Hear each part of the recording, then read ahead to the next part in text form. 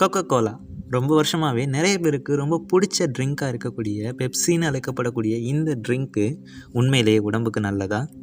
நிச்சயமாக இல்லைங்க. ஏன்னா இது உண்மையிலேயே ஒரு ஆபத்தான பொருளாக தான் நம்ம பார்க்க முடியும். இதில் சுகர், அஸ்பார்டேன் மற்றும் கஃபைன் மாதிரியான வேதிப்பொருட்கள்லாம் இருக்குது. இந்த அஸ்பார்டேன் ஆனது உண்மையிலேயே நம்ம உடலுக்கு தீங்கு விளைவிக்கக்கூடியதாக இருக்குது. முக்கியமாக குழந்தைகளில் நிறைய டிசீஸை ஏற்படுத்தக்கூடிய ஒரு வேதிப்பொருளாக இருக்குது.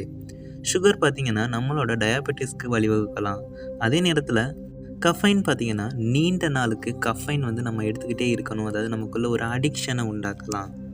அது மட்டும் இல்லாமல் செயற்கையான சுவையூட்டிகள் சேர்க்கறதுனால அது நம்மளோட கிட்னிக்கு பாதிப்பாக அமையலாம். சிறுநீரக பாதிப்போட நம்மளோட உடலுக்கு வளர்ச்சிதை மாற்றத்தை பாதிக்கக்கூடிய ஒரு விஷயமாக இருக்குது.